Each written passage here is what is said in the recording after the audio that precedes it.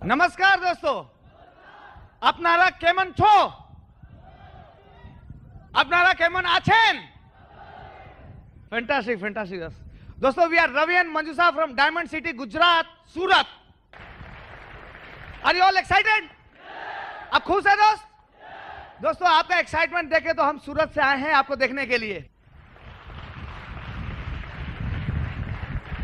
दोस्तों, हम सभी बहुत ही लक्की हैं, बहुत ही नसीबदार हैं कि हम लोग आज के तारीख में ये बिजनेस में आए हैं। दोस्त, बहुत ही लक्की हैं क्योंकि ये मामूली बिजनेस नहीं है, मामूली लोगों के लिए बिजनेस है भी नहीं। बहुत ही लक्की हो, बहुत ही नसीबदार हैं। जरूर आपने कुछ ना कुछ अच्छा काम किया होगा इस जिंदगी में, तभी आपको दोस्त ये बिजनेस आपको नसीब में हुआ है। बहुत ही लक्की है आप।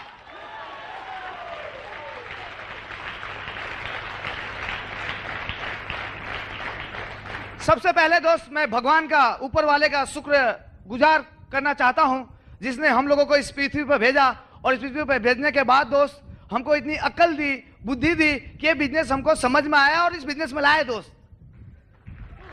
उसके बाद दोस्त हम एहसानमंद हैं, हम शुक्रगुजार हैं अपने माँ बाप के, जिन्होंने दोस्त हमें पढ़ाया लिखाया, इतने अच्छे संस्कार दिए कि आज इस लायक बनाया, बिजनेस करने के लायक बनाया दोस्त। और आज आपके सामने मैं उनके आशीर्वाद से आपके सामने बोल रहा हूं दोस्तों। उसके बाद दोस्त हम लोग बहुत ही थैंकफुल हैं, शुक्रगुजार हैं रीच नेवर्स एंड जयवन हैंडल का, जिन्होंने दोस्त इतना अच्छा सुंदर कंसेप्ट और अपॉर्चुनिटी हम लोगों को दिया, जिनकी वजह से हम लोग आज इस बिजनेस के अंदर हैं दोस्त। और उसके बाद हम शुक्रगुजार हैं, थैंकफुल हैं बिल ब्रिट जी के, जो हमारे परम महागुरु हैं।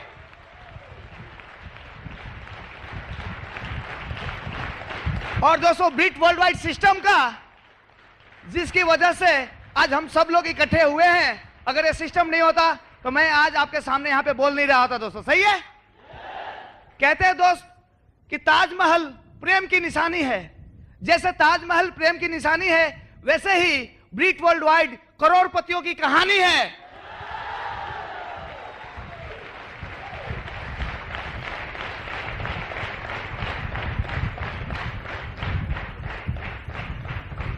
पहले दोस्तों हम लोग थोड़ा सा अपने बारे में बताएंगे, ताकि हमारी स्टोरी सुन के आपको ये लगे जब एक कपल कर सकते हैं, जब एक कपल एमरल्ड जा सकता है, तो यहाँ का हॉल में बैठे हुए एक एक आदमी आराम से एमरल्ड जा सकते हैं दोस्त।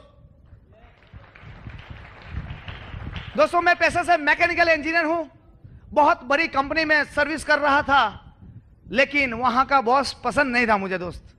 बॉस पसंद नहीं था, तो उस बॉस से छूटने के लिए 3 साल पहले ये बिजनेस की शुरुआत की, और आज के तारीख में आपके सामने एक रिटायर्ड आदमी खड़ा हूं दोस्तों।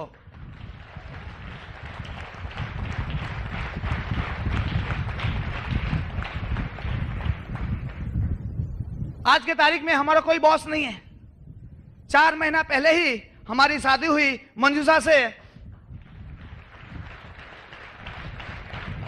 मैं पहले ही सोच कर रखा था दोस्त कि जिंदगी में मेरे से 2 बॉस हैंडल नहीं होंगे, एक कंपनी के बॉस, तो मैं सोचा कि कंपनी के बॉस से छुटकारा पाने के बाद ही मैं अपनी जिंदगी के बॉस को लेके आऊंगा दोस्त।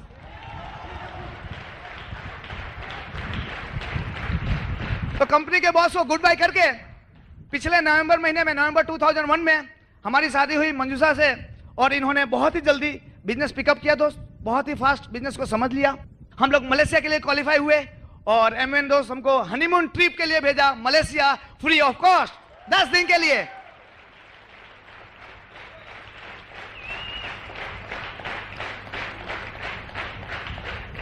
मंजूषा बिजनेस में नहीं है, लेकिन बहुत ही जल्दी इन्होंने बिजनेस को समझा है, हमारे घर को समझा है, और सबसे बड़ी बात है कि मुझे समझा है दोस्तों। तो दोस्तों बहुत ही जल्दी इन्होंने सब चीज पिकअप किया है। तो मैं कुछ ज्यादा बात करने से पहले मैं आपके सामने मैं अपनी नई नवेली दुल्हन को इनवाइट करना चाहूंगा। तो please help me invite diamond lady Manjusha.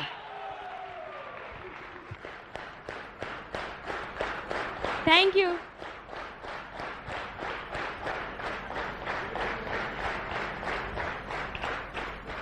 Thank you friends.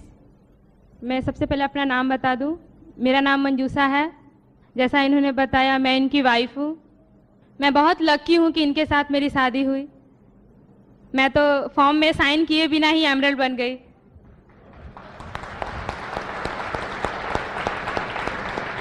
Emerald बनने के बाद मैंने 963 प्लान देखा। मेरे हस्बैंड मेरे लिए गॉड गिफ्ट हैं। मैं मेरे इस जन्म में तो नहीं, पिछले जन्म में कुछ अच्छे कर्म किए होंगे या मेरे मम्मी पापा के अच्छे कर्म किए हैं, उन्हीं की वजह से आज मुझे इतने अच्छे हस्बैंड मिले जो एमए बिजनेस करते हैं।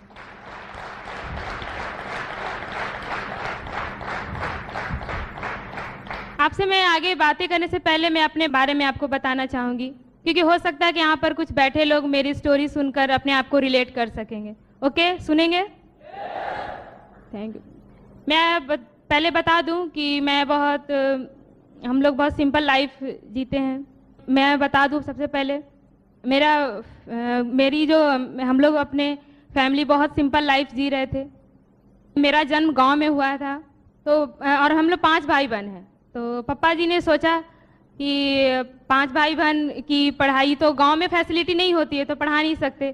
तो उन्होंने सोचा कि हम सिटी में आ जाते हैं तो पढ़ाई हम लोग की चलेगी ठीक से। तो एक बिहार में एक सिटी का नाम है बोकारो स्टील सिटी, वहाँ पर हम लोग आ गए और हम लोग की पढ़ाई स्टार्ट हुई। तो हम लोग की लाइफ बहुत ख़राब भी नहीं थी, बहुत अच्छी भी नहीं थी, मतलब अच्छे ढंग से चल सकती थी, ज़रूरत की चीज़ें पूरी हो सकती थी। और मेरी जो स्कूल की पढ़ाई थी बोकारो स्टील सिटी में ही पूरी की मैंने, 12th तक वहीं पर पढ़ी। तो पापा जी ऐसे जो भी हमारी फरमाइश थी पूरी कर देते थे। ऐसा नहीं था कि नहीं ये हमसे नहीं होगा, तुम मत, जो भी हम लोग मांगते थे, बुक्स, कपड़े, सब कुछ हम लोग को मिल जाता था। मैं देखती थी वो खुद अपने पेट काट कर दुख में रहकर, लेकिन हम लोग को चाहते थे कि ये लोग को लाइफ में जितना एंजॉय कर सके हमारे बच्चे करें।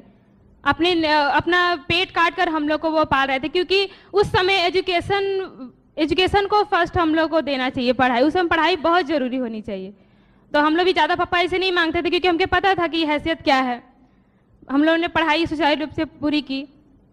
फिर 12th क्लास के बाद मेरे अच्छे कुछ नंबर्स आए, तो सबने सोचा कि बाहर थोड़ा पढ़ाई करने के लिए बाहर भेजते हैं, बिहार से बाहर, क्योंकि मैं इस बीच में बिहार से बाहर नहीं निकली थी। तो पापा जी ने डिसीजन लिया कि इसका मतलब एडमिशन बाहर करा देते हैं। तो फिर देखा फाइनेंशियल कंडीशन ठीक नहीं थी और फिर वही पढ़ाई वहाँ भी हो सकती थी, तो फिर हमने कॉम्प्रोमाइज़ कर लिया कि ठीक है यहीं पर पढ़ लेते हैं, इसकी आगे की पढ़ाई हम बाहर कर लेंगे।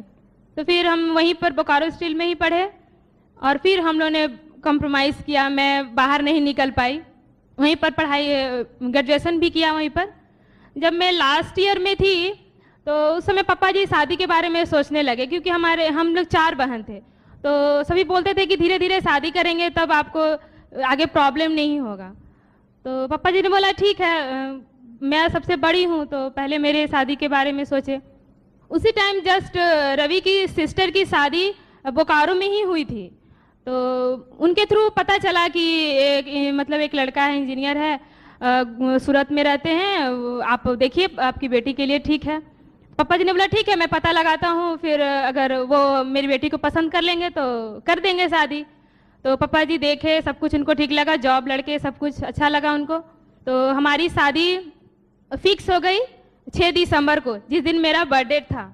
उस दिन भगवान ने मेरे को इतने अच्छे हस्बैंड गिफ्ट में दिए। उसका शादी तो ठीक हो गई। उसके बाद इन्होंने बोला कि मंजूषा तुम पासपोर्ट बनवा लेना। तो मेरे लिए तो पासपोर्ट एक नया वर्ड था मेरे लिए, तो मैंने बोला क्यों पासपोर्ट क्यों बनवाना है, ऐसे ही मस्ती कर रहे होंगे ये लोग, क्योंकि पासपोर्ट तो मेरे घर में किसी का नहीं बना अभी तक, एक नया चीज़ था हमारे लिए। तो हम लोग ने ऐसे ही वो ज़्यादा हम लोग लाइटली ले लिए।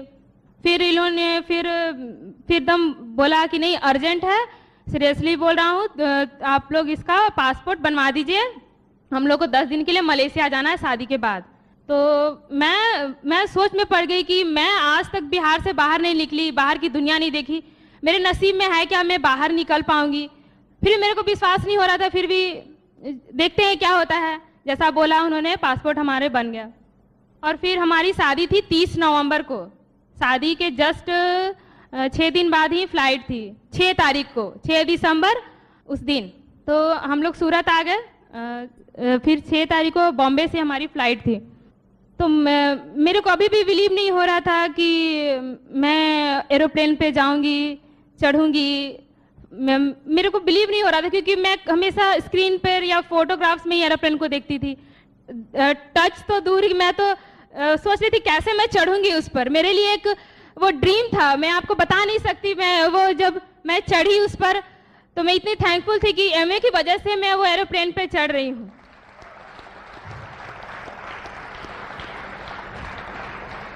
फिर एरोप्लेन 6 दिसंबर को फिर मैं एरोप्लेन पे सोच रही थी कि 6 दिसंबर को मेरे इतने अच्छे हस्बैंड गिफ्ट में मिले थे, और आज मेरे हस्बैंड ने मेरे को इतना अच्छा गिफ्ट दिया जो कि कंट्री से बाहर लेके जा रहे हैं, वो एमवे की वजह से मिला। थैंकफुल। उसके बाद 7 दिसंबर को हम लोग मलेशिया में उतरे। वहाँ बहुत अच्छे से हम लोग का वेलकम किया गया, रिसीव करने के लिए आए थे होटल से। बहुत बड़े होटल में ले गए, निक्को नाम है वहाँ का। वहाँ की फैसिलिटी देखकर तो मैं हैरान रह गई, क्योंकि अपनी लाइफ में ऐसा देखी नहीं थी फैसिलिटी। इतने अच्छे रूम्स, खाने की इतने सारे डिशेस, और इतने अच्छे एयर कंडीशन कार में हम लोग को सारा सिटी घुमाते थे सुबह से शाम। बहुत अच्छे अच्छे डिशेस, केएल टावर पर घुमाया। मेरे लिए तो मैं आपको बता नहीं सकती कि मेरे को इतना अच्छा लग रहा था। वो चीज़ आपको बताने के लिए आपको मेरे पास वहाँ आना पड़ेगा, तब आप देखते। ऐसे मैं बता नहीं सकती आपको। फिर मलेशिया का 10 दिन के बाद, वो जो 10 दिन में मैंने देखा कि वहाँ के लोग मेरे को इतना रिस्पेक्ट दे रहे थे, इतना फ्रेंडली मिल रहे थे।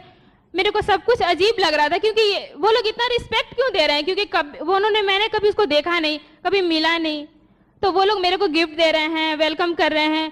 कोई कोई तो मेरे पैर छू रहे थे। मेरे को कुछ समझ में नहीं आ रहा था, वहाँ के लोग इतने अच्छे थे। फिर मेरे को लगा कि बिजनेस के वजह से क्या, कि मेरे में कुछ तो क्वालिटी है नहीं। मैं ये देख कर हैरान नहीं कि मेरे इतने अच्छे फ्रेंड्स, वो सब मेरे को सपना जैसा लग रहा था। इतने मेरे से घुल मिल गए, क्योंकि मैं जस्ट अभी माँ के घर से आई थी। मेरे को अकेले अच्छा नहीं लग रहा था, मेरे को याद भी वहाँ की आती थी। लेकिन इतने सारे जो लोग मिले, वहाँ के फ्रेंड्स मिले, लग रहा था कि अभी शादी का माहौल है, मेरे सब फैमिली ही जुटे हुए हैं, हम लोग एंजॉय कर रहे हैं। जस्ट लाइक वैसा ही लग रहा था वहाँ पे मेरे को। हम लोग वहाँ शॉपिंग किए, घूमे, सबसे मिले। उसके बाद 10 दिन बाद फिर हम लोग आ गए रिटर्न सूरत। तो सूरत में आई तो मेरे को कुछ समझ में नहीं आ रहा था बिजनेस के बारे में, कि क्या हो रहा है इसमें। तो मैं अपने हस्बैंड से चाहती थी पूछूं, क्योंकि मैं तो पहले जानती नहीं थी। शादी के पहले पूछना चाहती थी, तो ये कभी मीटिंग में बैठे हुए हैं, मीटिंग से चलो अब मैं मीटिंग के बाद इनसे पूछूंगी, तो ये फ़ोन अटेंड कर लेते थे। मैं पूछूं तो किससे पूछूं, समझ में नहीं आ रहा था ये सब क्यों हो रहा है। ये सब नया मेरे लिए था लाइफ में। तो ये इन्होंने क्या किया कि मेरे को कुछ बताया नहीं, बस वो मेरे को मीटिंग में ले जाना स्टार्ट किए, सेमिनार में ले जाना स्टार्ट करने लगे। और जब भी अपने डाउनलाइन अपलाइन के साथ बैठते थे तो वो अपने साथ बैठाते थे, ले जाते थे अपलाइन के घर, और छोड़ देते थे कि जो भी इस लड़की को बुझाएगा अपना समझेगी। इन्होंने कभी नहीं समझाया, मंजूषा देखो इस बिजनेस में ऐसा करते हैं, ऐसा बोलते हैं, इसमें ये होता है, वो होता है, देखो उसकी वाइफ ऐसा करती है, तुम ऐसा नहीं करती है, देखो तुमको ऐसा बोलना चाहिए, तुम ऐसा नहीं बोलती, देखो कितने हस्बैंड को सपोर्ट करती है, तुम नहीं करती। ऐसा कभी नहीं इन्होंने बोला। मैं खुद बिजनेस को अपने से समझी हूँ, सिर्फ मीटिंग में जाकर समझी हूँ कि ये सिर्फ लोगों की जिंदगी बदलने का बिजनेस है। इसमें ऐसा कुछ नहीं है कि आप पैसा कमाने के लिए इस बिजनेस में आए हैं। सिर्फ इसमें फ्रेंडशिप इसमें आपको बहुत कुछ मिलता है, प्यार, आपको इसमें सामान सब कुछ इसमें मिलता है। वो मैं धीरे धीरे समझने लगी। अभी भी मैं समझ रही हूँ, इनसे सीख रही हूँ। मेरे लिए मेरे हस्बैंड टीचर हैं, गुरु हैं, जो भी मेरे लिए गॉड हैं, सब तो यही है। उसके बाद इन्होंने मेरे से एक बात पूछी कि मंजूषा तुम्हारा ड्रीम क्या है। तो मेरे को तो ये बात अजीब सा लग रहा था, मैं थोड़ा सोच में पड़ गई, क्योंकि ऐसा क्वेश्चन लाइफ में फर्स्ट बार कोई आदमी मेरे से पूछ रहा था। तो मैंने बोला क्यों, तो बोला जो भी तुम्हारा ड्रीम होगा वो मैं पूरा कर दूंगा। तो अगर बोले नहीं, तो अगर नहीं पूरा कर सकते, बोले मैं नहीं पूरा कर सकता तो एमवे तो जरूर पूरी कर देगी। तो बचपन से मेरी मतलब एक इच्छा थी, उस समय तो ड्रीम नहीं जानती थी, वो रात में सोते हैं वही ड्रीम समझती थी। तो मेरी इच्छा थी कि मैं लोगों को हेल्प करूं किसी तरह से, चाहे वो पैसा से हो, चाहे अपनी हेल्प करके। मैं चाहती थी कि उनको हेल्प करूं किसी तरह से भी, मेरे भाई बहन को भी मैं चाहती थी कि उनको हेल्प करने का मेरा बहुत मन था। तो ये बहुत सुनकर बहुत खुश हो गए, बोले बस यही मेरा भी यही ड्रीम है और ये बिजनेस में यही करना है, बस तुम यही समझ जाओ। तो बोला ऐसा करते हैं सभी। तो बोले हाँ, और तुम्हारे लाइफ में क्या कमी है वो भी मेरे को बता दो, वो भी दूर हो जाएगी। तो अगर एक नई नई लड़की से जो कि अपने अभी तुरंत माँ का घर छोड़ के आई हो, उससे पूछें कि तुम्हारी कमी क्या है, तो वही बताइए कि मेरी फैमिली की कमी है, मेरे मम्मी पापा की, आप वो दूर कर सकते हैं। मैंने जस्ट टेस्टिंग के लिए, क्या कहते हैं, एमवे बिजनेस सब प्रॉब्लम सॉल्व कर देता है, तो मैंने रख दिया कि मेरी फैमिली की कमी आप दूर कर सकते हैं तो करिए। तो इन्होंने बोला कि इसका भी है सॉल्यूशन इस एमवे में, तुम अपने फैमिली वालों को डिस्ट्रीब्यूटर बनाकर तुम उन्हें जहाँ जाओगी उनके साथ जाओगी, वर्ल्ड टूर से लेकर उनके सिटी में जाकर सेमिनार लेकर तुम उनसे मिल सकती हो और एंजॉय कर सकती हो। तो मेरे को इसका भी प्रॉब्लम का सॉल्यूशन मिल गया।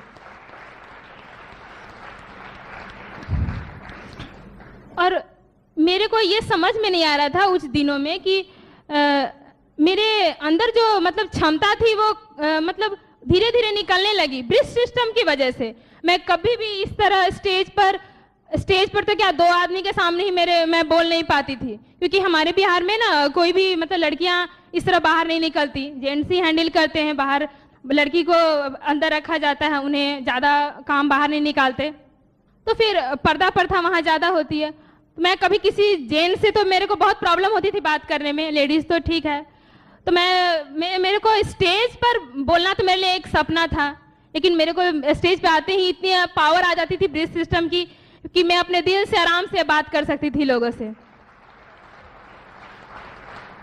तो मैं यही लेडीज लोग को बताना चाहूंगी कि उनमें जो शक्ति होती है ना, शायद उनको भी नहीं मालूम होगा कि कितनी शक्ति है, क्योंकि जो शक्ति की सब पूजा करते हैं ना वो लेडीज ही है, वो नारी है, लेकिन वो उनको भी नहीं मालूम होती कि कितनी शक्ति होती है।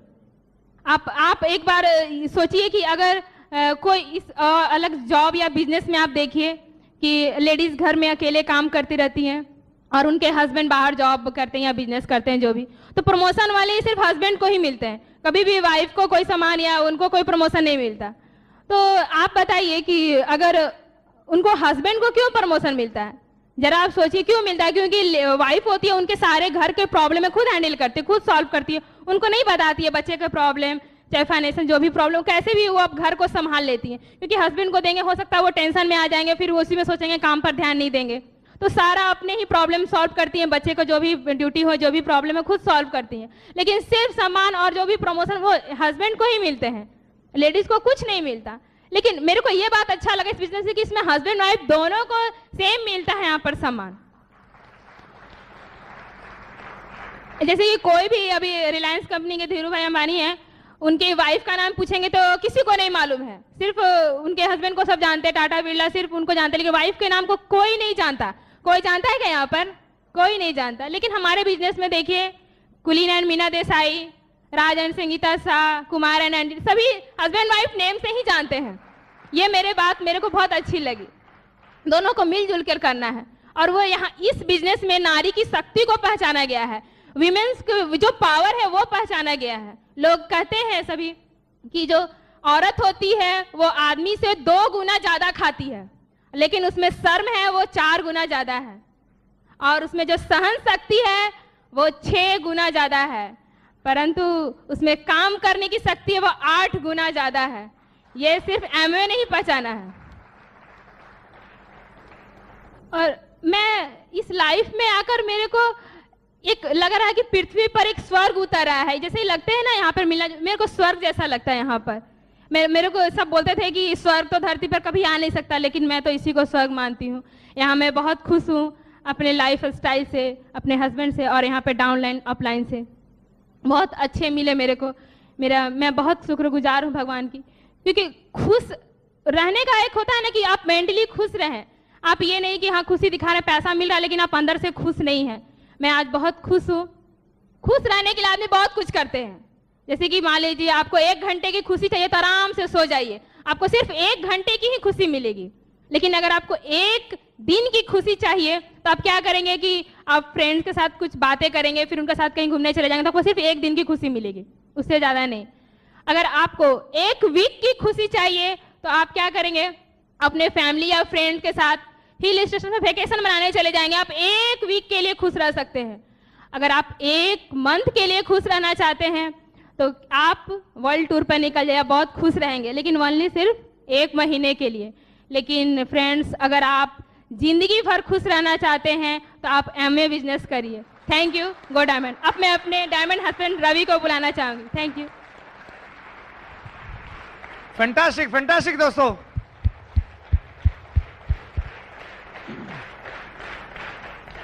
दोस्तों हमारे अपलाइन कहा करते थे कि रवि डीडी एमरल्ड सिंगल जा सकते हैं, अगर तुझे डायमंड जाना है तो डायमंड लेडी चाहिए ही चाहिए दोस्त, इसलिए मैंने जल्दी से डायमंड लेडी लेके आया हूं और हम लोग जल्दी डायमंड जा रहे हैं दोस्तों। दोस्तों मैं बहुत ही मीडियम क्लास फैमिली से बिलोंग करता हूं। हमारे डैडी ओएनजीसी में नौकरी करते हैं, मम्मी हाउसवाइफ है, 2 सिस्टर है और मैं इकलौता भाई हूं दोस्तों। मम्मी डैडी का शुरू से सपना था कि रवि बड़ा होकर तुझे एक बहुत बड़ा डॉक्टर बनना है, क्योंकि डॉक्टर समाज सेवा करता है, समाज में बहुत रिस्पेक्ट रहता है और डैडी पहले से ही समाज सेवा का बहुत सारे काम काज करते थे। तो मुझे हमेशा कहा करते थे कि रवि बड़ा होकर तुझे डॉक्टर ही बनना है। मैं भी बोला था कि हाँ मैं डॉक्टर ही बनूंगा और डॉक्टर बन के लोगों की बहुत हेल्प करूंगा और आप लोग की जो भी तमन्ना है वो पूरा करूंगा। लेकिन दोस्तों मीडियम क्लास होने के कारण बहुत बड़े बड़े जो सपने थे वो सपने पूरे नहीं हो पाते थे। तो जो भी हमारे जो माता पिता हैं कभी भी खुद अच्छा ना खाना खाकर हमें अच्छा खिलाया, कभी अच्छा कपड़ा खुद ना पहन के हमें अच्छा कपड़ा पहनाया दोस्त, कभी भी हमें कोई भी चीज में कमी नहीं आने दी। और हम लोग भी हमारी घर की हालात जानते थे, इसलिए हमें जो जरूरत की चीजें थी वही मांगते थे। और लेकिन सपना बहुत बड़ा था कि मैं बड़ा होकर एक दिन बहुत बड़ा बिजनेसमैन बनूंगा, बहुत पैसा कमाऊंगा और जो हमारे माता पिता इतना मुश्किल से हम लोग को बड़ा कर रहे हैं वो मुश्किल फिर से उनको आने नहीं दूंगा। तो शुरू से मैं ऐसा सोचा करता था कि बहुत बड़ा आदमी बनूंगा बड़ा होके। उस समय मालूम नहीं था कि भगवान हमारे लिए एमए बिजनेस लाएंगे फ्यूचर में, मालूम नहीं था दोस्तों। तो हमने दोस्त गुजरात की सबसे अच्छी स्कूल सैनिक स्कूल बाराचेटी से हमने स्कूलिंग किया। यहाँ पे भी आपके स्टेट में एक सैनिक स्कूल होगा जो शायद पुरुलिया में है मेरे ख्याल से, वैसे ही वहां से हमने स्कूलिंग किया। स्कूलिंग करने के बाद हम मेडिकल में एडमिशन के लिए गए, तो 1 नंबर कम होने के कारण दोस्त मुझे मेडिकल में एडमिशन नहीं मिला और मैं डॉक्टर बनते बनते इंजीनियर बन गया दोस्तों। अहमदाबाद के एलडी इंजीनियरिंग कॉलेज से हमने इंजीनियरिंग किया, बीई मैकेनिकल। इंजीनियरिंग करते करते ही जब इंजीनियरिंग के फाइनल ईयर में थे तब एक बहुत बड़ी कंपनी से हमको ऑफर मिला। इंजीनियरिंग का 6 महीना बाकी था तभी मुझे अपॉइंटमेंट मिल गया दोस्त उस कंपनी में नौकरी करने का। इंजीनियरिंग का कोर्स पूरा होते ही मैं उस कंपनी में नौकरी पे लग गया। नई नई नौकरी थी, बहुत अच्छी नौकरी थी दोस्त, बहुत अच्छा पेमेंट था, बहुत अच्छा फैसिलिटी था, बहुत खुश था मैं, क्योंकि उतना पैसा मैंने कभी सोचा नहीं था कि हर महीने के मिलेंगे, पहली बार मिल रहे थे दोस्त, बहुत खुश था। लेकिन दोस्त टाइम बीतता गया, गुजरता गया, धीरे धीरे वो नौकरी थोड़ा बोरिंग लगने लगा, क्योंकि हर रोज सुबह से शाम तक वही काम करना पड़ता था। हर रोज सुबह आओ, पूरा दिन काम करो, शाम को वापस जाओ, सो जाओ, फिर सुबह आओ, फिर वही करो। धीरे धीरे वो जो बोरिंग लगने लगा। मुझे लगने लगा कि मशीन और मेरे में कोई ज्यादा फर्क नजर नहीं आता है, जैसे मशीन काम करते हैं वैसे मैं करता हूं। और वहां पर एक और चीज था दोस्त, वहां पर फ्रीडम नहीं थी, आजादी नहीं थी। मैं अपने मर्जी से कोई काम कर नहीं सकता था, मैं अपने मर्जी से खा नहीं सकता था, मैं अपने मर्जी से सो नहीं सकता था, मैं अपने मर्जी से कुछ भी कर नहीं सकता था दोस्तों। मुझे कंट्रोल करने वाला वहां पे एक और आदमी था जिसको बॉस कहते हैं, और मुझे मेरा बॉस बिल्कुल पसंद नहीं था, उसका मुंह भी मैं देखना नहीं चाहता था। आप लोग को अपना बॉस पसंद है? कोई यहाँ पे है दोस्त जिसको बॉस पसंद है? किसी को ऐसा लगता है कि मैं सुबह उठ के हर रोज मैं अपने बॉस की पूजा करूं? नहीं लगता दोस्तों। हम जहां जाना नहीं चाहते सुबह उठ के हर रोज वहीं जाते हैं। हम जिसका मुंह देखना नहीं चाहते उसी को जाके बोलते हैं गुड मॉर्निंग सर। हम जिसके साथ बात करना नहीं चाहते उसी को पूरा दिन बोलते हैं yes sir, yes sir, yes sir. ऐसा क्यों होता है दोस्त? क्योंकि मजबूरी है, हमारे पास कोई चारा नहीं था आज तक। ठीक है, पेट भरने के लिए हमें वो नौकरी करनी पड़ेगी। लेकिन आज के बाद दोस्त आपके पास एक अपॉर्चुनिटी है, दुनिया के सबसे बेहतरीन अपॉर्चुनिटी है, जो ये बिजनेस अपना के आप 3 से 4 साल के अंदर आप अपने बॉस को गुड बाय करके रिटायर हो सकते हो दोस्तों।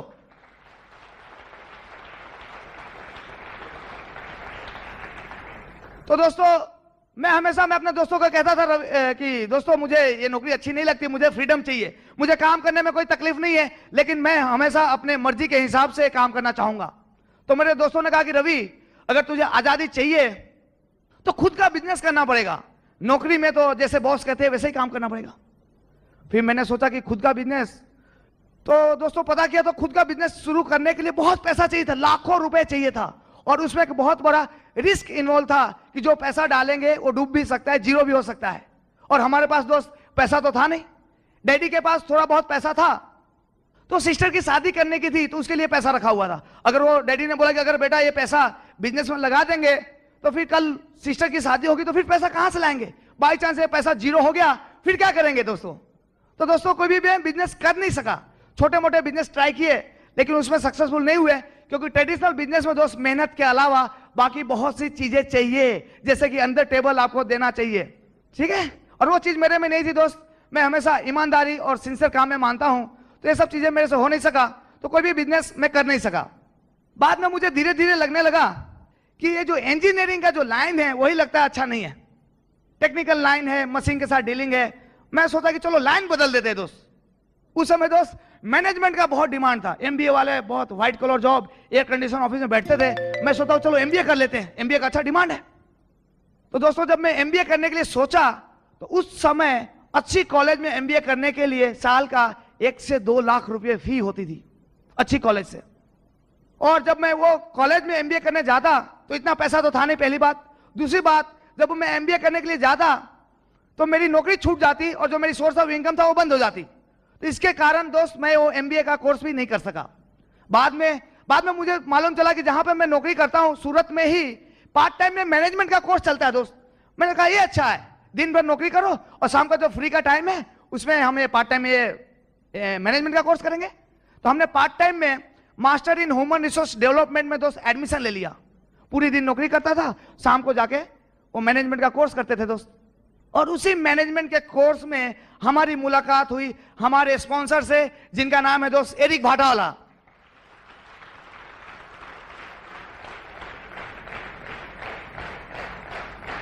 लेकिन दोस्तों उस समय एमवे बिजनेस इंडिया में आया नहीं था, जस्ट फ्रेंडशिप हो गई, पहचान हो गई एक दूसरे से।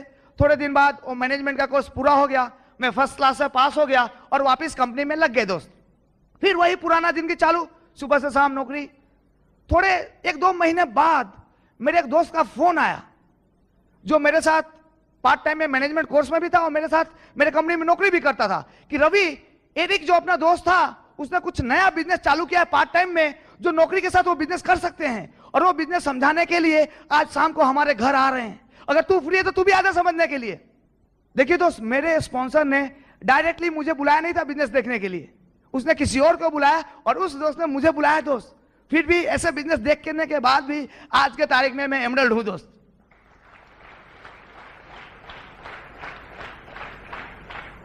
तो दोस्तों मैं तो कुछ ना कुछ ढूंढ ही रहा था। मैं कहा ठीक है मैं आ जाता हूं शाम को। शाम को गया दोस्त, वहां पर एरिक भाई साहब आए, उन्होंने पूरा बिजनेस दिखाया, ये दिखाया 963 प्लान दिखाया, पूरा 1 घंटे तक बिजनेस बताया। सही बताऊं दोस्त, इंजीनियर होने के बावजूद भी पहली मीटिंग में, पहली बार में ये बिजनेस में मुझे कुछ भी पता नहीं चला दोस्त। अगर यहां पर भी कोई आदमी ऐसा बैठा है जिसको पहली बार में बिजनेस समझ में नहीं आया है, फिर भी आप मेरी तरह एमरल्ड आराम से जा सकते हो।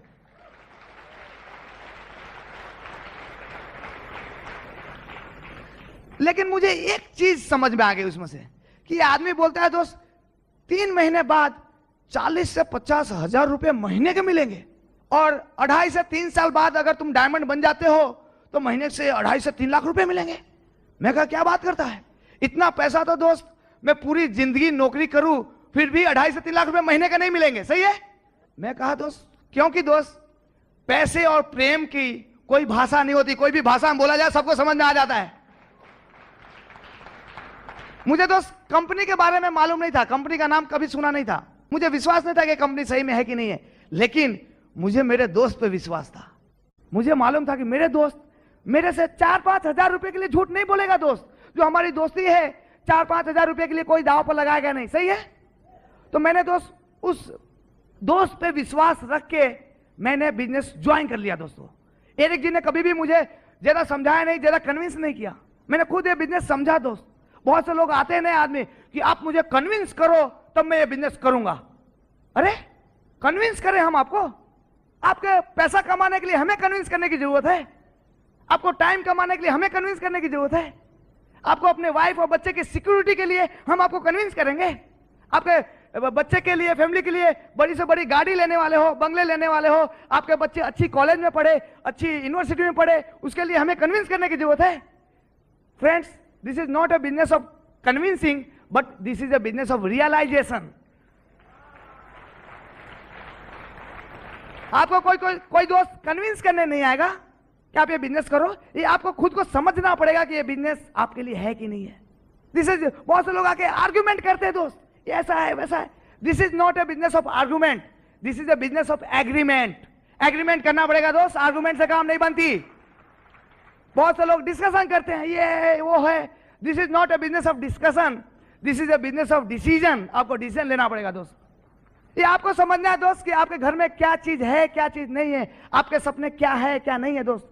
मैंने ये बिजनेस देखते ही समझ लिया कि मेरे जिंदगी में अगर कुछ उधार कर सकता है तो यही बिजनेस हो सकता है दोस्त। मैं जो अपने बॉस से छुटकारा चाहता हूं तो इसी बिजनेस में ताकत है जो मुझे छुटकारा दिला सकता है दोस्त। मैंने बहुत ही जल्दी ये बिजनेस समझ लिया और तुरंत ही मैंने फॉर्म साइन करके बिजनेस की शुरुआत कर दी दोस्तों। बिजनेस की शुरुआत कर दी, लेकिन मैं तो पेशे से इंजीनियर था, मैनेजमेंट डिग्री भी की थी। अभी इंजीनियर होने के बावजूद थोड़ा ज्यादा नॉलेज रहता है ना इंजीनियर के बाद। इंजीनियर हैं, सीए हैं, एमबीए हैं, डॉक्टर हैं, अपने आप को थोड़ा ज्यादा होशियार समझते हैं, ज्यादा पढ़ लिखे हैं, तो सोचते हैं कि मेरा दिमाग तो बहुत तेज है, ये सब क्या बोलेंगे, मैं फटाफट करूंगा दोस्त। तो मैंने भी दोस्त फटाफट अपने दिमाग से काम करना शुरू कर दिया। करते गए करते गए करते गए 4 महीना हो गया, एक भी आदमी बिजनेस में जुड़ा नहीं और एक भी रुपया मिला नहीं। मैं कहा क्या बात करता है। मैंने तुरंत ये स्पॉन्सर को फोन किया, एरिक जी आप तो बोल रहे थे 3 महीना बाद 40 से 50 हजार रुपया आएंगे, अभी तक तो एक भी रुपया आया नहीं, एक भी आदमी जुड़ा भी नहीं। एरिक ने बोला कि रवि अगर इस बिजनेस में तुम्हें आगे बढ़ना है तो तुम्हें मीटिंग में आना पड़ेगा दोस्त, शाम को एक मीटिंग है आप आ जाइए। मैं कहा ठीक है, अगर मीटिंग में आने से पैसा मिलते हो तो क्या तकलीफ है, हमें तो पैसा चाहिए दोस्त, मीटिंग में आते हैं। तो शाम को एक ब्रीट ओपन थी दोस्त, हम ब्रीट ओपन में गए और उसी मीटिंग के दौरान दोस्त हमारी मुलाकात हुई हमारे मेंटर, हमारे गाइड, हमारे इस बिजनेस के गुरु जिनका नाम है अनिल एंड संध्या सेठी। अनिल जी ने कहा कि रवि अगर तुझे बिजनेस करना है तो तुम्हारे दिमाग से बिजनेस नहीं चलेगा दोस्त, तुम्हारे पास जो इंजीनियरिंग का जो नॉलेज है, जो इंजीनियरिंग का जो एक्सपीरियंस है, इस बिजनेस में काम नहीं लगेगा। इस बिजनेस का एक अलग ही सिस्टम है, जिस सिस्टम ने बहुत सारे एमरल्ड, डायमंड, सिल्वर, गोल्ड पैदा किया दोस्त। वो सिस्टम जो 30 से 35 सालों से चल रहा है, वो सिस्टम के अनुसार से तुमको बिजनेस करना करोगे तो बहुत ही जल्दी हो जाओगे, और वो सिस्टम का नाम है ब्रीट वर्ल्ड वाइड। मैंने कहा कोई बात नहीं, अगर सिस्टम में रहने से और सिस्टम से बिजनेस करने से पैसा मिलता है तो हमें कोई तकलीफ नहीं है, हम सिस्टम से करेंगे बिजनेस दोस्त। तो दोस्तों अनिल जी के बताए हुए जैसे जैसे अनिल जी बताते गए वैसे वैसे बिजनेस में सिस्टम से, ब्रीट वर्ल्ड वाइड के सिस्टम से बिजनेस करता गया, और ठीक 4 महीने बाद मैं सिल्वर प्रोड्यूसर बन गया दोस्त, और 2 साल बाद ब्रांड न्यू एमरल्ड डायरेक्ट बन गया इस बिजनेस के अंदर। सिस्टम का इतना पावर है दोस्त। अगर आपको इस बिजनेस में सक्सेसफुल होना है तो आपको ब्रीट वर्ल्ड वाइड सिस्टम के हिसाब से बिजनेस करना पड़ेगा। एक और चीज मैं बोलना चाहूंगा, अगर आपको इस बिजनेस में बहुत ही ज्यादा सक्सेस चाहिए दोस्त तो आपके पास एक मेंटर, एक गाइड होना चाहिए जो बिजनेस के बारे में आपको गाइड करेगा दोस्त। गुरु की बहुत इंपॉर्टेंट महिमा है दोस्त। गुरु गोविंद दोनों खड़े, काके लागे पांव, बलिहारी मेरी गुरु की जो दिए गोविंद बताए। दोस्त अगर आपके सामने गुरु और भगवान दोनों खड़े हैं तो सबसे पहले किसको प्रणाम करेंगे, सबसे पहले किसको नमस्कार करेंगे? तो कहते हैं सबसे पहले आप गुरु को नमस्कार कीजिए, गुरु को प्रणाम कीजिए, क्योंकि उस गुरु के कारण आप भगवान को मिले हैं, उस गुरु ने आपको भगवान के बारे में बताया है दोस्त।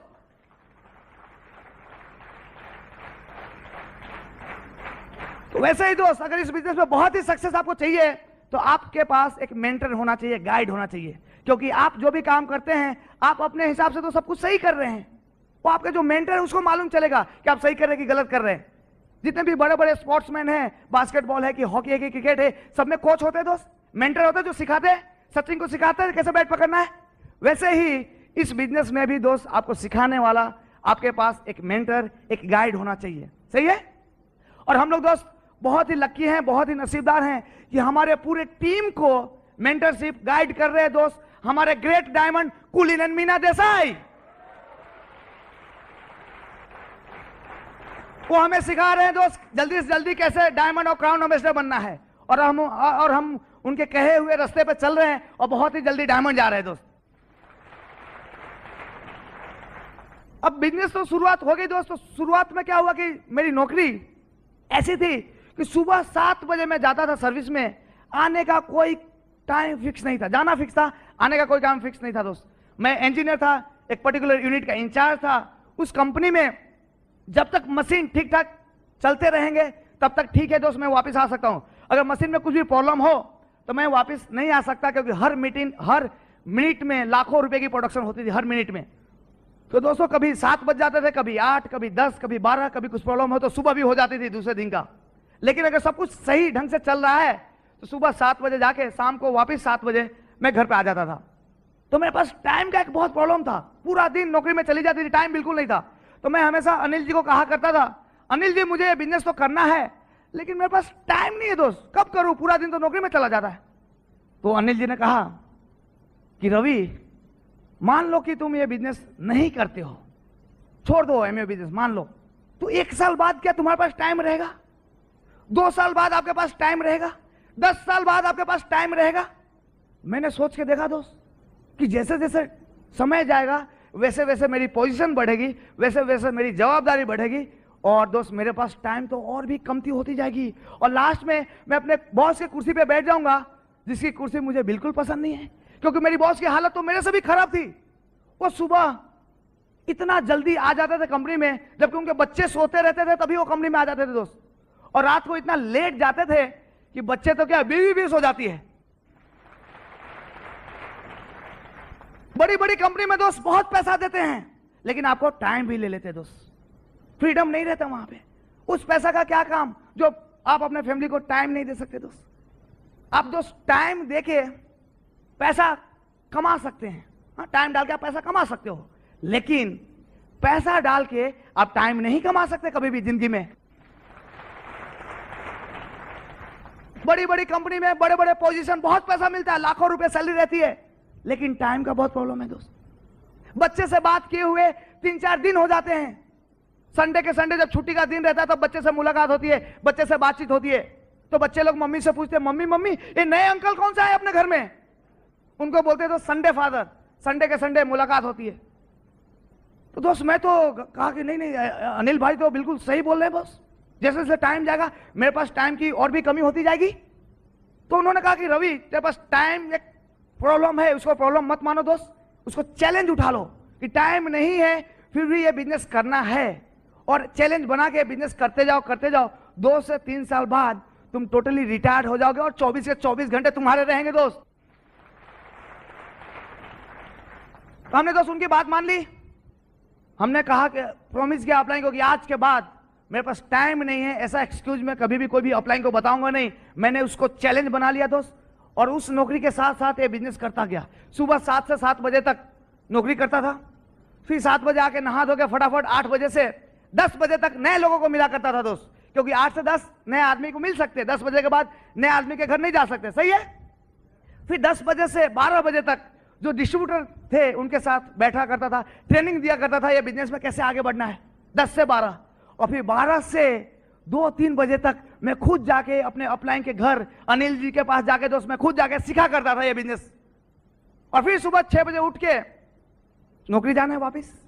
ऐसे दोस्त 2 साल तक करते रहा। 2 साल बाद मैं एमरल्ड बन गया, और आज के तारीख में टोटली रिटायर्ड आदमी आपके सामने खड़ा हूं दोस्त, 24 के 24 घंटे फ्री हैं। अगर आपको भी दोस्त इस बिजनेस में कुछ ऑब्स्टेकल्स है, कुछ प्रॉब्लम है, तो उसको प्रॉब्लम मान के मत चलिए दोस्त, उसको चैलेंज बना लीजिए, चैलेंज बना के दोस्त चलिए। अगर आप उसको चैलेंज ले लेंगे तो वो प्रॉब्लम सिर्फ आपके पास 2 या 3 साल तक रहेगी, 2 या 3 साल बाद वो प्रॉब्लम खत्म हो जाएगी इस बिजनेस से। जैसे मेरे पास जो टाइम का जो प्रॉब्लम था आज की तारीख में नहीं है, 2 साल तक हमने किया तो आज 24 घंटे फ्री है, आज हम जहां जाना चाहें वहां जा सकते हैं, जहां रहना चाहें वहां रह सकते हैं। तो 2 से 3 साल दोस्त जो भी प्रॉब्लम है आपको उसको चैलेंज बना लीजिए और उसके साथ ये बिजनेस करते रहिए दोस्त। 2 से 3 साल बाद आप टोटली आजाद हो जाएंगे, फ्री हो जाएंगे। शुरुआत में हमने बिजनेस की शुरुआत की तो बहुत सारे ऑब्स्टेकल्स आए दोस्त, जैसे आप लोग को भी आते होंगे। शुरुआत में मैं जैसे कंपनी में जाता था तो ऑफिस के लोग सब लोग, अरे हट जाओ, साइड हो जाओ, एमए का करोड़पति आदमी आ रहा है, सब लोग बहुत हंसते थे। मैंने कहा दोस्त हंस रहे हैं सब लोग, अभी तो इनकी हंसी बंद करने के लिए मुझे बिजनेस करना पड़ेगा।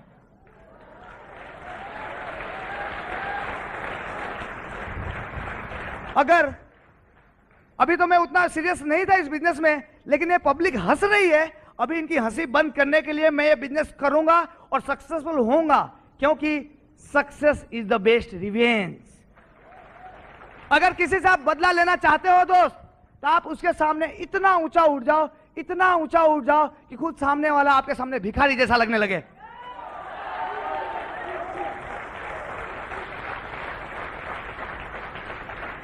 अगर कोई आपके ऊपर पत्थर फेंक रहा है, पत्थर फेंक रहे हैं आपके ऊपर, तो आपको इतना ऊंचा उठा लो, अपने आप को इतना ऊंचा उठा लो कि वो पत्थर आप तक पहुंचे ही नहीं। आपके ऊपर भी लोग हंस रहे हैं यहां पे, आप बिल्कुल सही रास्ते पे हो दोस्त, क्योंकि दुनिया ने जिनके ऊपर भी हंसी है उन्होंने ही इतिहास बनाया है दोस्त।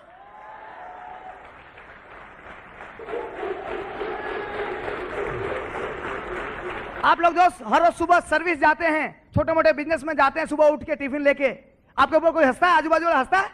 कोई हंसता नहीं दोस्त। सर्विस में, नौकरी में कोई हंसता नहीं। इसका मतलब यह हुआ आप कोई महान काम नहीं कर रहे हो, वही घिसा फीटा काम कर रहे हो दोस्त, भीड़ में खोए हुए एक आदमी हो। क्योंकि जैसे ही आप कुछ दुनिया से थोड़ा सा हटके करेंगे, कुछ भी महान काम करने जाएंगे दोस्त, लोग आपके ऊपर हंसना शुरू कर देंगे। अगर आपके ऊपर भी लोग हंस रहे हैं, इसका मतलब समझ लीजिए आप डायमंड की ओर जा रहे हैं दोस्तों, आप डायमंड बनने ही वाले हो। फिर बाद में हमारे बॉस को भी मालूम चल गया, ये रवि तो कुछ बिजनेस चालू किया है, तो उसने भी हैरान करना शुरू कर दिया। कभी आफ्टरनून में आओ, तो कभी नाइट में आओ, तो कभी सुबह में आओ, ये शिफ्ट तो वो शिफ्ट। मैं कहा बॉस को, साहब 2 साल तक बोल लो, 2 साल तक बुला लो, जिस शिफ्ट में बुलाना है बुला लो दोस्त, 2 साल बाद मैं बोलूंगा और आप सुनोगे। हमारे बॉस दोस्त 55 साल के हैं, जीएम हैं, general manager of the company, लेकिन आज भी मारुति 800 लेके आते हैं। और दोस्त मैं इसी बिजनेस के पैसा से मैंने अपनी नई ड्रीम कार ली है, ओपेल कोर्सा।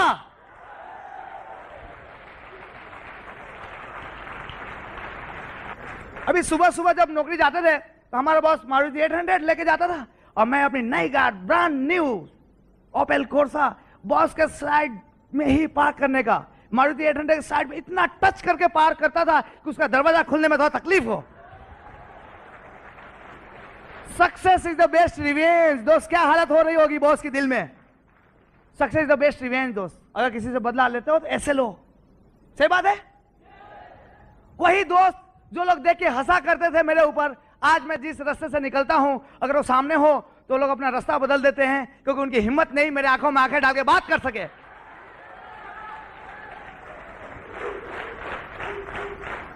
तो सब तकलीफ है, सबकी हंसी बंद हो जाएगी दोस्त। आपके सक्सेसफुल होते ही सब लोग लाइन पे आ जाएंगे। चिंता मत करना, ये टेम्पोररी प्रॉब्लम है, और हिस्ट्री बनाने के लिए दोस्त ये सब करना पड़ता है, सही बात है। आपको शायद मालूम नहीं, आप इस बिजनेस में आए हैं तो आपके नाम से एक हिस्ट्री बनने वाली दोस्त, इतिहास लिखी जाने वाली है, शायद आपको मालूम नहीं। देखिए इतने आदमी यहां पे बैठे हैं, आपके दादाजी के दादाजी के दादाजी के 10 खानदान ऊपर का नाम किसी को मालूम है? यहां पे किसी को मालूम नहीं दोस्त। लेकिन आज के बाद, आपके बाद, आपके 10 पीढ़ी बाद भी लोगों को आपका नाम मालूम रहेगा, क्योंकि लोग पूछेंगे हमारे खानदान में एमवे बिजनेस किसने चालू किया था, तो आपका नाम आएगा दोस्त।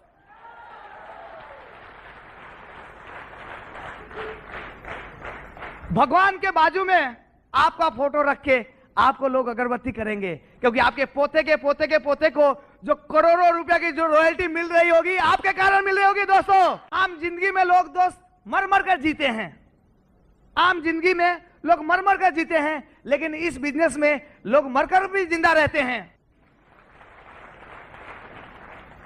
ऐसा बिजनेस है दोस्त। अब हिस्ट्री बनाने के लिए थोड़ी बहुत सेक्रीफाइस देनी पड़ती है। हाँ, रानी लक्ष्मीबाई नाम सुना होगा, खूब लड़ी मर्दानी, वो तो झांसी वाली रानी थी, आज हिस्ट्री में नाम है। क्यों? अंग्रेजों के सामने लड़ी थी, लड़ते लड़ते शहीद हो गई थी। उसी तरह से दोस्त इस बिजनेस में हिस्ट्री बनाने के लिए छोटी मोटी आपको सेक्रीफाइस देना पड़ेगा, बिकॉज सक्सेस नीड्स प्राइस। अगर आपको सक्सेसफुल होना है तो उसको प्राइस पेमेंट करना पड़ेगा दोस्त। लेकिन यहां पे आपको खुद को कुर्बानी नहीं देना है दोस्त, छोटी छोटी चीजें को यहां पे सेक्रीफाइस करना है। छोटी छोटी चीजें क्या हैं? आप जो टीवी देखते थे वो टीवी देखना बंद कर देना है 2 से 3 साल के लिए। आप जो पूरा दिन इंडिया पाकिस्तान का मैच देखते थे, हर रोज छुट्टी लेके लोग देखते हैं पूरा दिन, क्या हो रहा है क्या हो रहा है। जब मैच खत्म होती है तो कार किसको मिलता है? सचिन तेंदुलकर को या आपको? सचिन तेंदुलकर को दोस्त। आपको क्या मिलता है?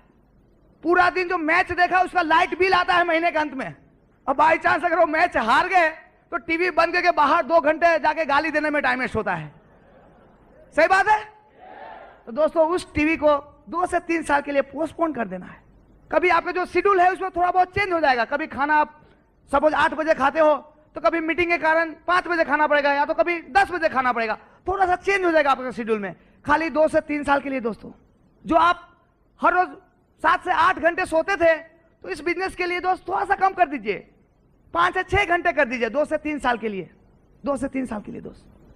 और जब आप इस बिजनेस में डायमंड बन जाओगे दोस्त तो पूरा जिंदगी आपके हाथ में है। कहते हैं कि बाकी पूरी दुनिया सुबह में उठती है, लेकिन डायमंड लोग जब उठते हैं तब सुबह होता है। तो दोस्तों ये हिस्ट्री बनाने के लिए छोटी छोटी चीज की कुर्बानी देनी इस बिजनेस में, जान की कुर्बानी नहीं लगानी है। क्या लगा सकते हैं ये सब छोटी छोटी चीजें? आराम से दोस्त, आराम से, क्योंकि आपको रॉयल्टी इनकम मिलेगा उसके बाद। इंग्लिश में कहावत है दोस्त, try to get what you like और you will be forced to like what you get. जिंदगी में जो चीज अच्छी लगती है उसको लेने की कोशिश करो, वरना जो चीज मिलेगी उसको जबरदस्ती अच्छा लगाना पड़ेगा। आपको दोस्त बहुत दुनिया का बेहतरीन अपॉर्चुनिटी मिला है दोस्त, पकड़ लीजिए। आपका सब सपना पूरा करने की ताकत रखती है, और ये सही टाइम पर करना दोस्त। जब आपको तकलीफ पड़े तब ये बिजनेस नहीं होगा आपसे। Dig the well when you are not thirsty. जब आपको प्यास नहीं लगी है तब कुआं खोद के रखिए, ताकि आपको प्यास लगे तो कुआं में से तैयार पानी मिलेगा। प्यास लगने के बाद आप कुआं खोदने जाएंगे दोस्त तो कुआं खुद नहीं पाएगा, मर जाएंगे खोदते खोदते दोस्त, पानी नहीं मिलेगा। सही बात है। तो पहले से जब सब कुछ आपके पास है, सब कुछ है, पैसा है, सब कुछ है, तब ये बिजनेस कर लेना दोस्त, ताकि फ्यूचर में अगर कुछ तकलीफ आए तब आपको बिजनेस आपको हेल्प करेगी दोस्त। आप इस बिजनेस के दोस्त भाग्य निर्माता हो। You are the architect of your future. लोग कहते हैं कि ये लकी है, ये नसीबदार है। कोई लकी नहीं है दोस्त। जितना ज्यादा आप मेहनत करोगे उतना ज्यादा आप लकी बनते जाओगे। आपको समझ लेना है ये बिजनेस आपके लिए आया है तो तुरंत ही समझ के इस बिजनेस में लग जाना है दोस्त। कभी भी समय हमारे लिए नहीं बदलता दोस्त, समय हमारे लिए नहीं बदलता। अगर बदलना है तो समय के साथ हमें बदलना पड़ेगा। हम नहीं है जमाने से, हमसे है जमाना दोस्तों। हालात के ऊपर हमारा हाल निर्भर नहीं करता, हमारे हालात और हाल हमारे ऊपर निर्भर करता है दोस्तों।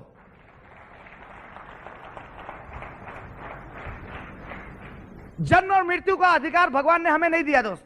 हम कहां पर पैदा हुए हमारे कंट्रोल में नहीं है, हम कहां पे मरने वाले हैं वो भी हमारे कंट्रोल में नहीं है। लेकिन ये दोनों के बीच का जो जिंदगी है वो भगवान ने हमारे हाथ में दिया दोस्त। आप उस जिंदगी को जैसा जीना चाहते हो वैसा जी सकते हैं। सही बात है। It is always better to light a candle than to curse darkness. हमेशा जिंदगी में अंधेरे को गाली देने के बजाय, हमेशा जिंदगी में आप मुश्किलों को, तकलीफों को, प्रॉब्लम को गाली देने के बजाय एमवे नाम का मोमबत्ती आप अपने घर में जला लो दोस्त। आपके घर में उजाला छा जाएगा और आपके घर से उजाला आपके सोसाइटी में फैल जाएगी, और वो सोसाइटी से उजाला दोस्त धीरे धीरे पूरा देश में फैल जाएगा। सही बात है। भगवान ने दोस्त आपको एक दीपक जला के दिया है। उस दीपक से बहुत सारे घर में उजाला आने वाला है। उस दीपक से दूसरा के घर में दीपक जलाओगे, वो किसी और का दीपक जलाएगा, वो किसी और का दीपक जलाएगा। ऐसे करके दोस्त धीरे धीरे पूरा सोसाइटी में, पूरा देश में दीपक जल जाएगा और सबके घर में उजाला आ जाएगा। गलती से भी दोस्त अपने घर का दीपक कभी भी बुझने मत देना। अगर आपने अपना घर का दीपक बुझा दिया दोस्त तो आपके घर में तो अंधेरा हो ही जाएगा, लेकिन आपके दीपक के द्वारा, आपके दीपक के जरिए जितने दूसरे घर में जो उजाला आने वाली थी दोस्त उसको भी आपने अंधेरा कर दिया। तो कभी भी दोस्त आप अपना इस बिजनेस को कभी भी भूल से भी छोड़ना मत। अगर आप इस बिजनेस को छोड़ देंगे तो आपके कारण बहुत सारे घर जिनमें रोशनी आने वाली थी, जिनके सपने पूरे होने वाले थे दोस्त, वो रुक जाएगा। कभी भी छोड़ना मत दोस्त। अभी दोस्तों इस बिजनेस में लोग क्या जिंदगी बदल रहे हो, एक घर से दूसरे घर, दूसरे घर से तीसरे घर, जिंदगियां बदल रहे हो दोस्त। एक बार मेरा एक फ्रेंड मिला, बोला कि रवि क्या करते हो तुम? मैंने कहा कि हम लोगों की जिंदगियां बदलते हैं, लोगों का लाइफ चेंज करते हैं। बोला इतने करोड़ों आदमी हैं इस इंडिया में, कितने % का तुम लाइफ चेंज कर पाओगे? मैंने कहा कि महात्मा जी थे, वो समुद्र के किनारे सुबह सुबह घूमने जाते हैं।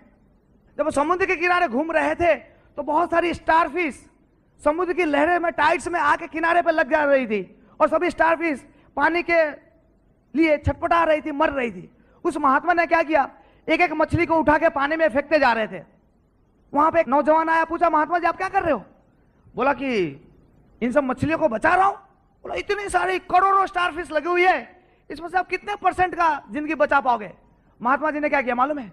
उनके सामने एक स्टारफिश उठा के समुद्र के पानी में जोर से फेंका और बोला कि इस स्टारफिश के लिए 100% जिंदगी थी दोस्त। वैसे ही दोस्तों इस बिजनेस में जितने लोगों को आपने टच कर दिया उसकी जिंदगी तो 100% बदल गई। जितने लोगों को आप डीडी बना दिए दोस्त उतनी की तो जिंदगी बदल गई। तो ये ऐसा बिजनेस है दोस्त, दूसरे का मदद करने का बिजनेस है। अब बहुत से लोग आपको ऐसे मिलेंगे कि बोलेंगे कि रवि हम तो ये बिजनेस करना चाहते हैं, हम फॉर्म पे साइन करेंगे, लेकिन मैं पहले 4 आदमी तैयार कर लेता हूं मेरे नीचे, तब फॉर्म पे साइन करूंगा। आप कोई मिलते क्या यहां पे? दोस्त अब 4 आदमी तैयार करने जा रहे हो, वो 4 आदमी आपसे पूछेंगे कि भाई साहब आपने बिजनेस साइन किया? बोलोगे नहीं मैं तो 4 ढूंढ रहा हूं, ढूंढने के बाद 4 तैयार हो जाएंगे तब मैं साइन करूंगा। तो क्या 4 आपके साथ तैयार हो जाएंगे? क्या वो मूर्ख है? वो कहेंगे रुक जा, मैं भी अपने 4 आदमी को ढूंढ लेता हूं, वो भी मैं अपने 4 आदमी को ढूंढ लेता हूं। सब दोस्त पूरी जिंदगी एक दूसरे को ढूंढते रह जाएंगे, उनको कोई भी आदमी मिलेगा नहीं। बिजनेस आप खुद साइन नहीं करो, इसका मतलब क्या है? आपको खुद अपने आप ऊपर विश्वास नहीं है, फेथ नहीं है। दोस्त जब आपको अपने आप पे विश्वास नहीं है तो दूसरे लोग आपके ऊपर कौन सा विश्वास करेगा?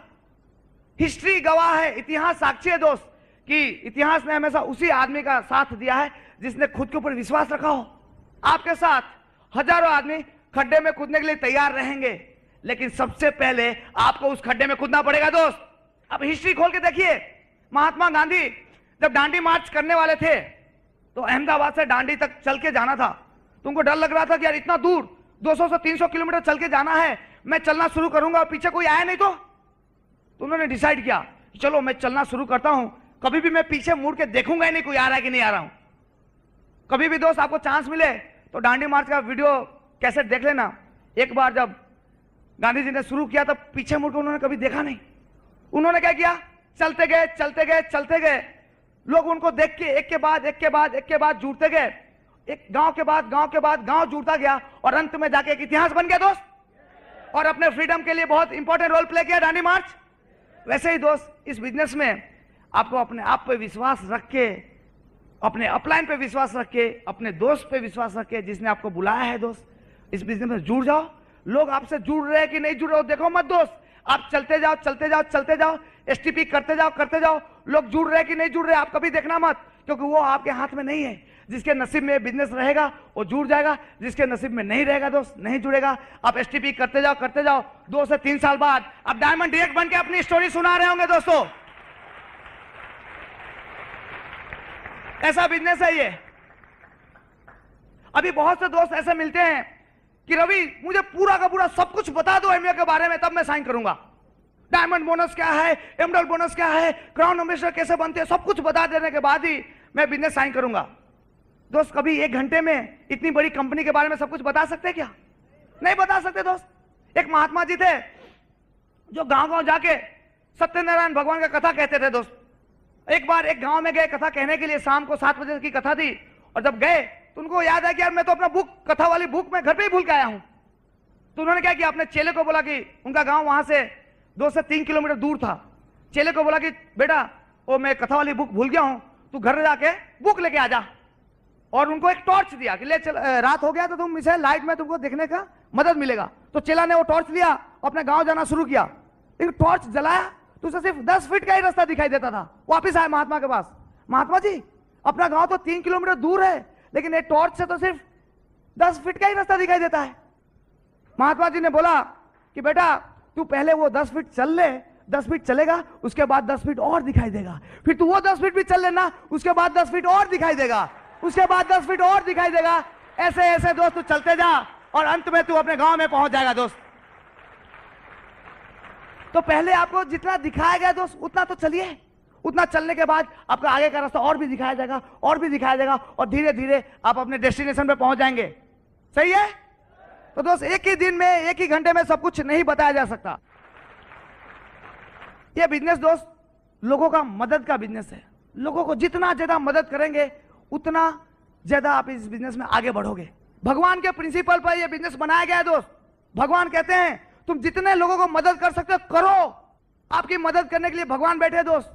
अब 6 आदमियों को डीडी पहुंचा दो दोस्त, आप अपनी चिंता मत करो। 6 आदमी के घर में 50,000 रुपए की इनकम ला दो, भगवान आपको खुद डायमंड बना देगा दोस्त। दोस्तों, मैं हमेशा इस बिजनेस को मेहंदी के साथ कंपेयर करता हूं। मेहंदी आप लोग को मालूम है, लेडीज लोग त्योहार के दिनों में और शादी के दिनों में अपने हाथों पे मेहंदी लगाती है। तो भगवान ने दोस्त बहुत बड़ा बर्तन, बहुत बड़ा टोकरी मेहंदी के भरकर आपको दिया है और बोला है बेटा जितने ज्यादा लोगों को मेहंदी बांट सकते हैं बांटो। आपको करना क्या है, इस टोकरी में से मेहंदी निकाल निकाल के जितने ज्यादा को दे सकते हैं दोस्त उतने ज्यादा को बांटिए। जो लोग भी आपसे मेहंदी लेके जाएंगे अपने हाथों में मेहंदी लगाएंगे, मेहंदी लगाते ही उन सभी लोगों के हाथ लाल हो जाएंगे। लेकिन दोस्तों, आपका हाथ लाल तो मेहंदी बांटते बांटते ही हो जाएगा, आपको मेहंदी लगाने की भी जरूरत नहीं पड़ेगी। वैसे ही दोस्तों, ये बिजनेस भी मेहंदी की तरह है। भगवान ने आपको बोला है जितने ज्यादा लोगों को प्लान दिखा सकते हैं उतने ज्यादा लोगों को दिखाते रहिए, दिखाते रहिए। जितने ज्यादा लोगों को हेल्प कर सकते हैं उतने ज्यादा लोगों को हेल्प करते जाइए, हेल्प करते जाइए। भगवान एक दिन आपको डायमंड बना देगा, आपको मालूम ही नहीं चलेगा। अंत में मैं दोस्त यही कहना चाहूंगा, ये बिजनेस आपको खुद समझने का बिजनेस है। आप कभी इंतजार मत करना कि कोई आके समझाएगा। आपके अपलाइन आएंगे, आपके ब्रीट वाले आएंगे या एमए कंपनी आपको समझाने के लिए नहीं आएगी दोस्त। आपको खुद को समझना है, क्योंकि ये बिजनेस आपका घर का सपना, आपका घर का ड्रीम आपको मालूम है दोस्त, सामने वाला आदमी को मालूम नहीं है। ठीक है? तो किसी को समझाने का दोस्त इंतजार मत करना, खुद ये बिजनेस समझ लीजिए और बहुत दिलो जान से दोस्त लग जाइए। और जब तक डायमंड ना बन जाओ दोस्त, ये बिजनेस छोड़ना मत। और मुझे मालूम है आप सब लोग जितने भी यहां बैठे दोस्त सब डायमंड जाने वाले हो। हमारी शुभेच्छाएं आपके साथ है। Wish you good luck, God diamond. Thank you friends.